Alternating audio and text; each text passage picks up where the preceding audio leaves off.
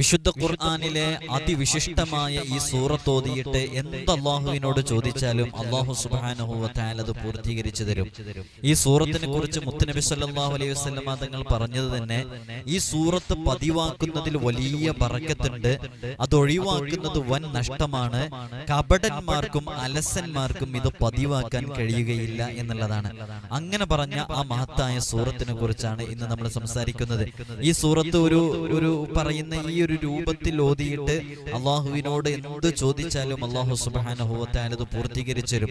ഓതിയ ശേഷം ഒരു 7 ആയത്തുൽ കുർസി ഓതിയിട്ട് ദുആ ചെയ്യുകയാണ് അതിന്റെ ശൈലി. ഇൻഷാ അല്ലാഹ് അതെങ്ങനെയാണ് ചെയ്യേണ്ടതെന്ന് കൃത്യമായിട്ട് വിശദീകരിക്കുന്നുണ്ട്. നമ്മുടെ ഏത് ആഗ്രഹങ്ങൾക്ക് വേണ്ടിയിട്ടും നമുക്ക് അള്ളാഹു സുബ്ഹാനഹു വ തആലയുടെ മുമ്പിൽ ഇറക്കി വെക്കാൻ ഈ സൂറത്ത് മതിയാകുന്നതാണ്. അള്ളാഹു നമ്മുടെ ആഗ്രഹങ്ങളും മുറാദുകളും ഒക്കെ ഹാസിലാക്കി തരട്ടെ ഇൻഷാ അല്ലാഹ്. അള്ളാഹു സുബ്ഹാനഹു വ തആല നമ്മുടെ ഓരോ ആഗ്രഹങ്ങളും നിറവേറ്റി തരാൻ ഒരുപാട് കാരണങ്ങൾ അതിനുണ്ടാകും. ഒരുപക്ഷെ നമ്മൾ സ്വതക്ക ചെയ്യുന്നതാകാം, അല്ലെങ്കിൽ നമ്മൾ ഒരാൾക്കൊരു നന്മ ചെയ്യുന്നതാകാം, മറ്റൊരാളെ ഹെൽപ്പ് ചെയ്യുന്നതാകാം, എന്തെങ്കിലും നമ്മൾ ചെയ്യുന്ന അമലുകൾ കാരണമായിട്ടാകാം. ഏതോ ഒരു രാത്രിയിൽ മരം കൊച്ചുന്ന തണുപ്പില് ഖിബിലയിലേക്കൊരു മുസല്ല വലിച്ചിട്ട് നീ നിന്റെ റബ്ബിന്റെ മുമ്പിൽ സാഷ്ടാംഗം ചെയ്ത് ചോദിക്കുന്ന ഒരു ചോദ്യം, ആ ചോദ്യമായിരിക്കാം നിന്റെ ആഗ്രഹങ്ങൾ പൂർത്തീകരിക്കാൻ കാരണം. ഒന്നും ചെയ്യാതൊന്നും സംഭവിക്കൂല എന്നുള്ളത് ആദ്യമായിട്ട് മനസ്സിലാക്കണം. അല്ലാഹു സുബ്ഹാനഹു വ തആല ഓരോ കാര്യങ്ങളും ചെയ്യുന്നത് ഡയറക്റ്റ് അല്ല. അത് പ്രത്യേകം ഡയറക്റ്റ് അല്ല എന്ന് പറയുമ്പോൾ ഇത് വേറൊരു അർത്ഥത്തിലേക്ക്, തൗഹീദിന്റെ വ്യത്യസ്ത മറ്റു രൂപങ്ങളിലേക്കൊന്നും പ്രവേശിക്കരുത്. ഡയറക്റ്റ് അല്ല എന്ന് പറഞ്ഞാൽ ഇപ്പൊ നിങ്ങൾക്കൊരു ഫോൺ വേണമെന്നുണ്ടെങ്കിൽ ആ ഫോൺ അള്ളാഹു നേരിട്ട് നിങ്ങൾക്ക് തരികയല്ലോ. നിങ്ങൾക്ക് എന്തെങ്കിലും ഒരു വീട് വേണമെന്നുണ്ടെങ്കിൽ അള്ളാഹു നേരിട്ട് ഇന്ന വീടിന്റെ കീ എന്ന് പറഞ്ഞ് നിന്റെ കയ്യിൽ കീ തരുന്നില്ലല്ലോ. അപ്പൊ ഡയറക്റ്റ് അള്ളാഹു സുബ്ഹാനഹു വ തആല നമുക്ക് നൽകുകയില്ല. ഓരോ കാര്യകാരണങ്ങളിലൂടെയാണ് എല്ലാം നടക്കുന്നത്. അതുകൊണ്ട് തന്നെ നമ്മുടെ ആഗ്രഹങ്ങൾ പൂർത്തീകരിക്കാൻ, അത് മറ്റു പലരിലൂടെയും നമ്മിലേക്ക് എത്തിക്കിട്ടാൻ, അതിന് നല്ല വഴി തുറന്നു കിട്ടാൻ, അത് നാം എന്താണ് അതിന് ചെയ്യേണ്ടത്? അള്ളാഹുവിനോട് ധാരാളമായി ചോദിക്കുക എന്നുള്ളതാണ്. അത് ചോദിക്കാനുള്ള മാർഗങ്ങളാണ് നമ്മൾ ഈ പറയുന്ന അമലുകളൊക്കെ, എല്ലാം അങ്ങനെ തന്നെയാണ്. അപ്പൊ അള്ളാഹു നമുക്ക് അത് അവരിലൂടെ നമുക്ക് സാധിച്ചു തരും എന്നുള്ളതാണ്. അപ്പൊ ഞാനിത് പറയുമ്പോ ഈ ജമാഅത്തെ ഇസ്ലാമിയുടെയും മുജാഹിദുകളുടെയും വഹാബിസത്തിന്റെയൊക്കെ വിശ്വാസങ്ങളുമായി ബന്ധപ്പെടുത്തിയിട്ട് അള്ളാഹു ഡയറക്റ്റ് തരില്ല, ഒരു ഇടയാളൻ അതിന്റെ ഇടയിൽ ആവശ്യമുണ്ടോ എന്ന ചിന്തകൾ ചിന്തിക്കാൻ വേണ്ടിയിട്ടോ മറ്റു എല്ലാ ചിന്തകളിലേക്ക് ആരും പോകും ചെയ്യരുത്. ആ രൂപത്തിലല്ല നമ്മൾ പറയും. ഇപ്പൊ നമുക്ക് എന്തെങ്കിലും സാധനങ്ങൾ ആവശ്യമുണ്ടെങ്കിൽ നമ്മൾ ഡയറക്റ്റ് നമുക്ക് വീട്ടിലേക്ക് ആവശ്യമായ പഞ്ചസാരയും അതേപോലെ അരിയും സാധനങ്ങളൊക്കെ നമ്മൾ അള്ളാഹിനോട് നേരിട്ട് ചോദിച്ചാൽ അള്ളാഹ് തരില്ലല്ലോ, നമ്മൾ കടയിൽ പോയിട്ടല്ല വാങ്ങിക്കുന്നത്. അതേപോലെ നമ്മുടെ ആഗ്രഹങ്ങൾ എല്ലാം അള്ളാഹു പൂർത്തീകരിച്ചു തരുന്നത് ഏതെങ്കിലും ആളുകളിലൂടെ, എന്തെങ്കിലും കാരണങ്ങളിലൂടെയൊക്കെ ആയിരിക്കും. അപ്പൊ ആ കാരണങ്ങളുമായിട്ട് നമ്മൾ ബന്ധപ്പെടുക എന്നുള്ളതാണ്. ഇന്ന് നമ്മൾ സംസാരിക്കുന്നത് അതിവിശിഷ്ടമായ ഒരു സൂറത്തിനെ കുറിച്ചാണ്. വിശുദ്ധ ഖുർആനിലെ നേരത്തെ നാം തുടക്കത്തിൽ പറഞ്ഞ ആ വിശേഷണങ്ങൾ ഉൾക്കൊള്ളുന്ന സൂറത്ത് നമുക്കൊക്കെ അറിയാം. വിശുദ്ധ ഖുർആനിലെ 2ാമത്തെ സൂറത്താണ് സൂറത്തുൽ ബഖറ. വിശുദ്ധ ഖുർആനിലെ 2ാമത്തെ സൂറത്ത്. ഈ സൂറത്തുൽ ബഖറ ഞാൻ ഈ പറയുന്ന രൂപത്തിലാണ് ഓതേണ്ടത്. അതെങ്ങനെയാണ് ഓതേണ്ടത് എന്നുള്ളത് നമ്മളിവിടെ വിശദീകരിക്കുന്നുണ്ട്. ളുഹർ നിസ്കാരത്തിന് ശേഷം ഇത്ര തവണ ഇത്ര ആയത്തുകൾ, അസ്റിന് ശേഷം ഇത്ര ആയത്തുകൾ, മഗ്രിബിന് ശേഷം ഇത്ര ആയത്തുകൾ, ഇങ്ങനെ ഒരു കണക്കുണ്ട്. ആ കണക്കനുസരിച്ചിട്ടാണ് ഓതേണ്ടത്. അത് നമ്മളിവിടെ ഡിസ്പ്ലേയിൽ ഇൻഷാ അല്ലാഹ് അത് എഴുതി കാണിക്കും ഇൻഷാ അല്ലാഹ്. അപ്പൊ വിശുദ്ധ ഖുർആനിലെ 2ാമത്തെ സൂറത്താണ് സൂറത്തുൽ ബഖറ. ഏറ്റവും വലിയ സൂറത്താണ് സൂറത്തുൽ ബഖറ. സൂറത്തുൽ ബഖറയിലെ 286 ആയത്തുകളുണ്ട്. മുത്തുനബി സല്ലല്ലാഹു അലൈഹി വസല്ലം തങ്ങൾ സൂറത്തുൽ ബഖറയുടെ വിവിധങ്ങളായ വിശേഷണങ്ങൾ പ്രത്യേകം പരാമർശിച്ച ഹദീസുകളൊക്കെ നമുക്ക് കാണാൻ സാധിക്കും.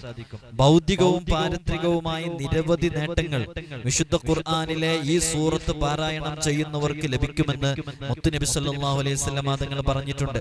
അപ്പൊ നമ്മുടെ ഏത് ആഗ്രഹങ്ങളും പൂർത്തീകരിക്കാൻ സൂറത്തുൽ ബഖറ പ്രിയമുള്ളവരെ ധാരാളമാണ്. അത് ഓതേണ്ട രൂപം നമ്മളിവിടെ വിശദീകരിക്കുന്നുണ്ട്, നിങ്ങൾ കൃത്യമായിട്ട് മനസ്സിലാക്കുക. ഈ സൂറത്തിൽ വിവരിച്ചിട്ടുള്ള എല്ലാ കൽപ്പനകളും വിധിവിലക്കുകളും സംഭവ വികാസങ്ങളൊക്കെ വളരെയധികം അർത്ഥങ്ങൾ ഉൾക്കൊള്ളുന്നതാണ് എന്നുള്ളതാണ് ഇതിന്റെ ഏറ്റവും വലിയ സവിശേഷത. ഈ സൂറത്തുൽ ബഖറ അത് ഒരുപാട് വിഷയങ്ങൾ അതിൽ പറയുന്നുണ്ട്, ഒരുപാട് വിധിവിലക്കുകൾ അതിൽ പറയുന്നുണ്ട്. നമ്മൾ ഒരുവിധം കാര്യങ്ങളൊക്കെ സൂറത്തുൽ ബഖറ പാരായണം ചെയ്താൽ നമുക്ക് മനസ്സിലാക്കാൻ പറ്റുന്നതാണ്.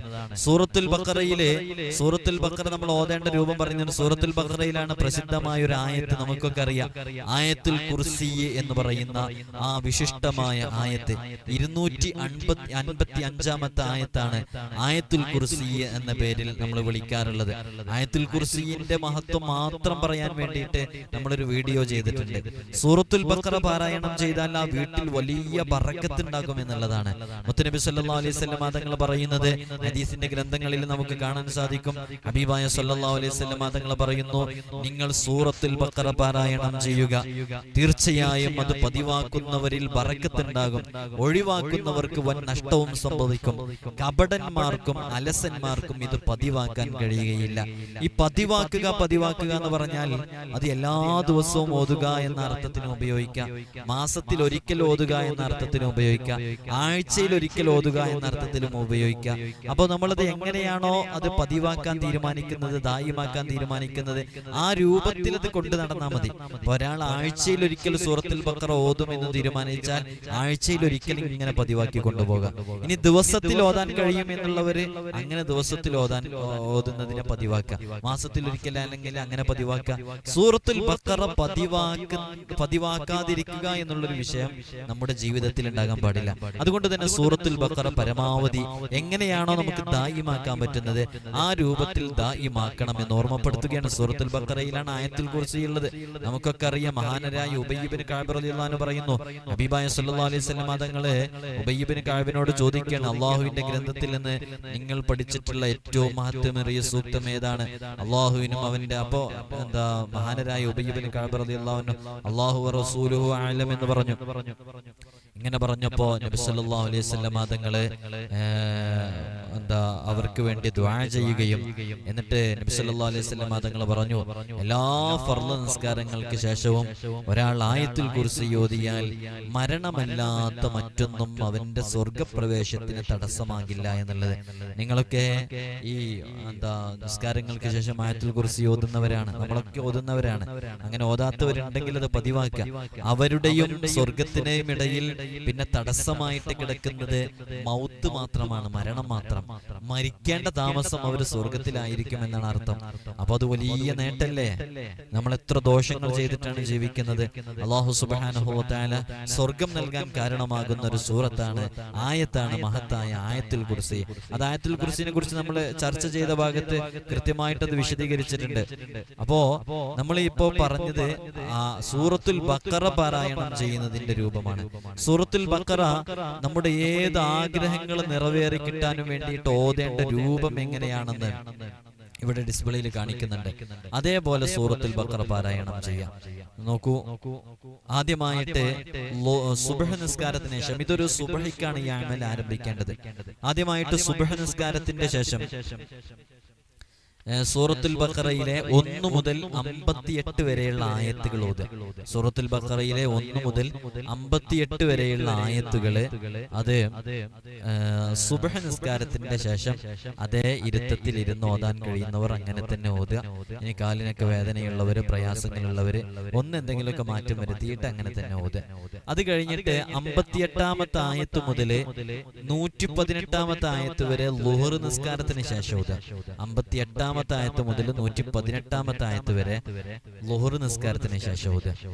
അസ്ർ നിസ്കാരത്തിന്റെ ശേഷം 176-ാമത്തെ ആയത്ത് വരെ, 118-ാമത്തെ ആയത്ത് മുതൽ 176-ാമത്തെ ആയത്ത് വരെ അസ്ർ നിസ്കാരത്തിന് ശേഷം ഓതുക. മഗ്രിബ് നിസ്കാരത്തിന് ശേഷം 176-ാമത്തെ ആയത്ത് മുതൽ 233-ാമത്തെ ആയത്ത് വരെ ഓതുക. ഇശാ നിസ്കാരത്തിന്റെ ശേഷം 233-ാമത്തെ ആയത്ത് മുതൽ വബഅദൽ ഇശാഇ വബഅദൽ ഇശാഇ ഇലാ ആഖിരി സൂറ, സൂറത്തിന്റെ അവസാനം വരെ മഗ്രിബ് നിസ്കാരത്തിന് ശേഷം 233-ാമത്തെ ആയത്ത് മുതൽ ഓതുക. അങ്ങനെ ഓതിക്കഴിഞ്ഞ് പൂർണ്ണമായും ഓതിയതിന്റെ ശേഷം, അപ്പൊ അവസാനത്തെ നിസ്കാരം എന്ന് പറയുന്നത് ഇശാ നിസ്കാരമാണ്.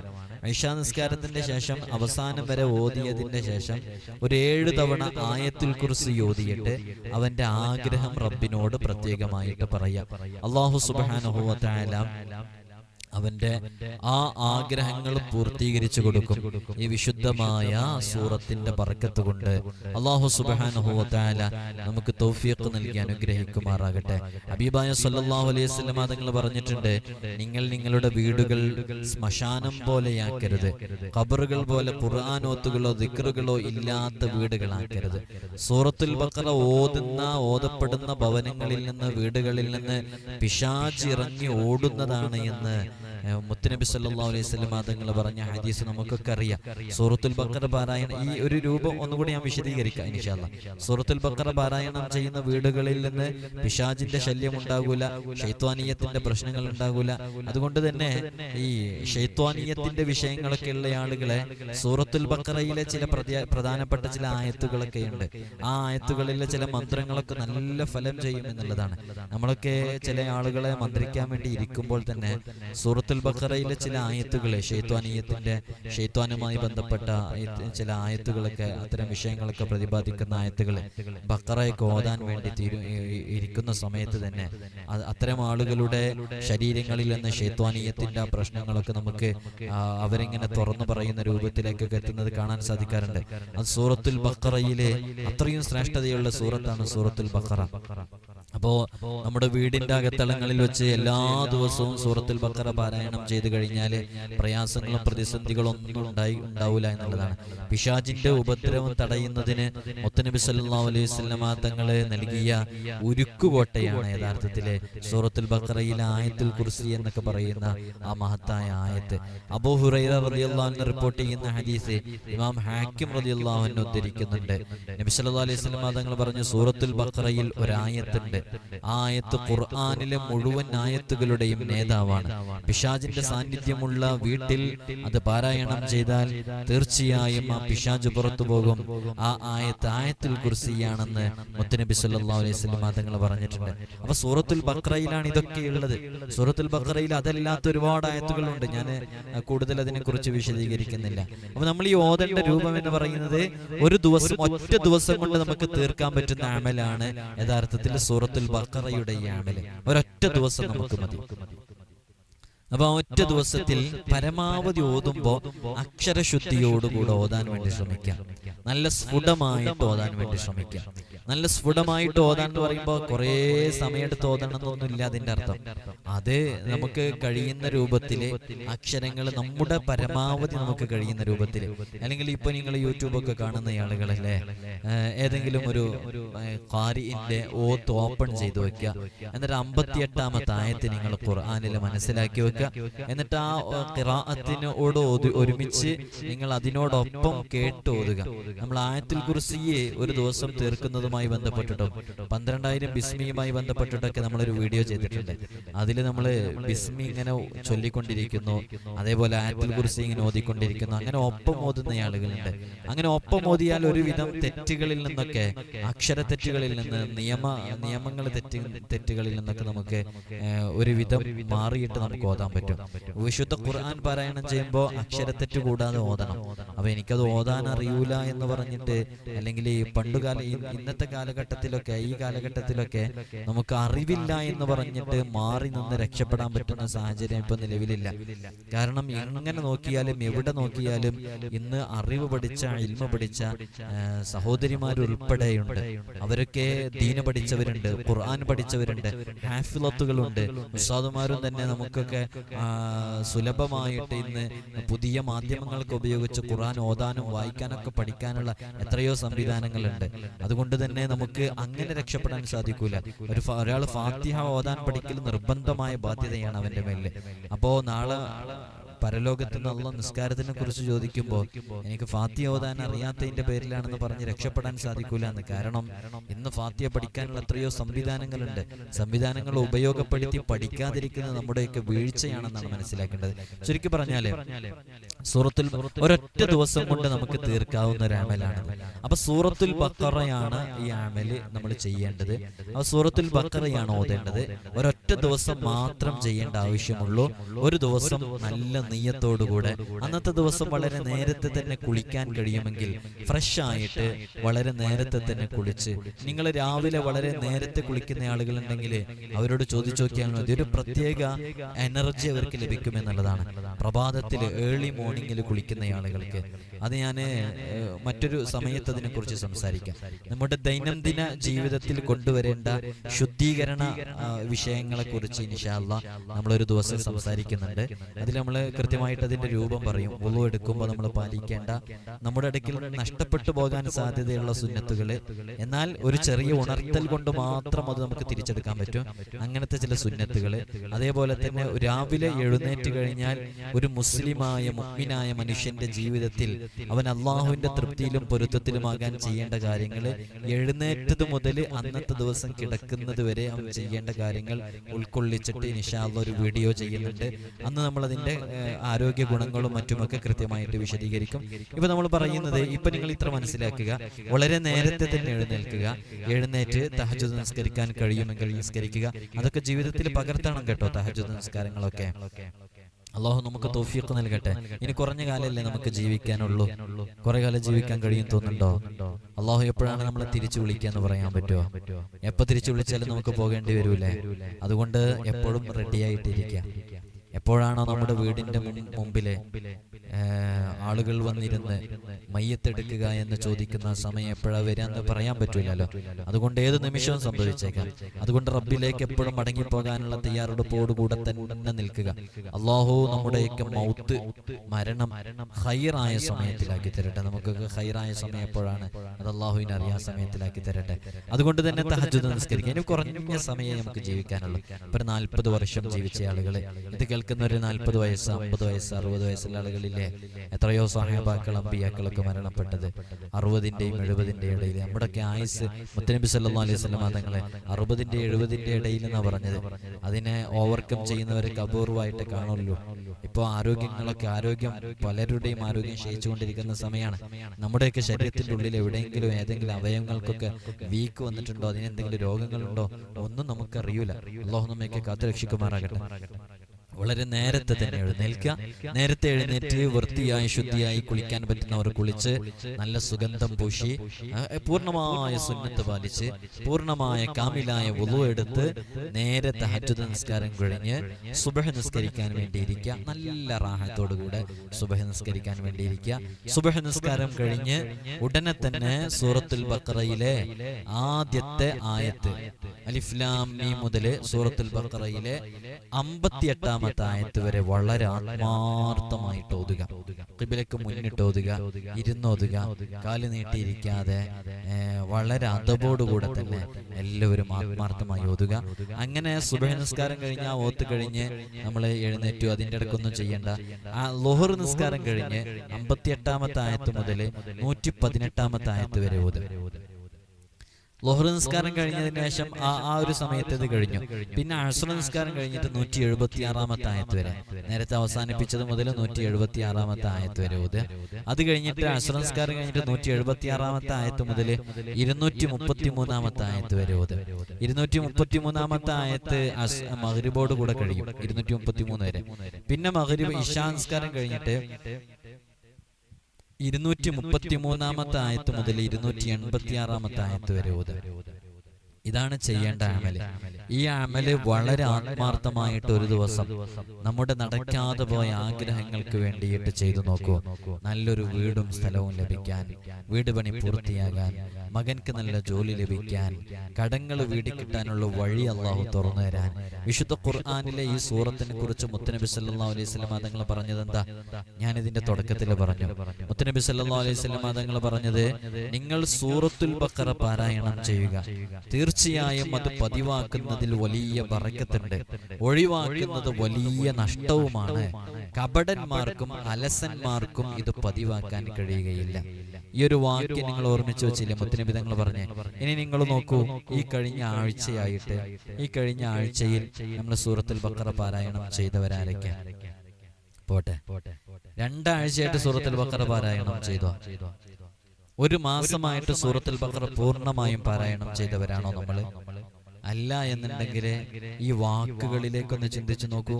കപടന്മാർക്കും അലസന്മാർക്കും ഈ സൂറത്തുൽ ബഖറ പതിവാക്കാൻ കഴിയുകയില്ല. നമ്മൾ ആ പരിഗണനയിൽ പെടൂലേ? മുത്തനബി സല്ലല്ലാഹു അലൈഹി വസല്ലം തങ്ങൾ പറയുന്നു, അത് പതിവാക്കുന്നതിൽ ബറക്കത്തുണ്ട്, ഒഴിവാക്കുന്നത് തീരാ നഷ്ടമായിരിക്കുന്നു.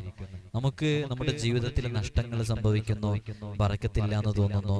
മുത്തനബി തങ്ങളുടെ ഈ വാക്യം നമ്മൾ ഉപയോഗിച്ച കാരണം കൊണ്ടായിക്കൂടെ? അതുകൊണ്ട് നമ്മളെ ഉപേക്ഷിച്ച കാരണം കൊണ്ടായിക്കൂടെ? അതുകൊണ്ട് നമ്മൾ സൂറത്തുൽ ബഖറ പതിവാക്കാനുള്ള ഒരു മാർഗം കണ്ടെത്തുക.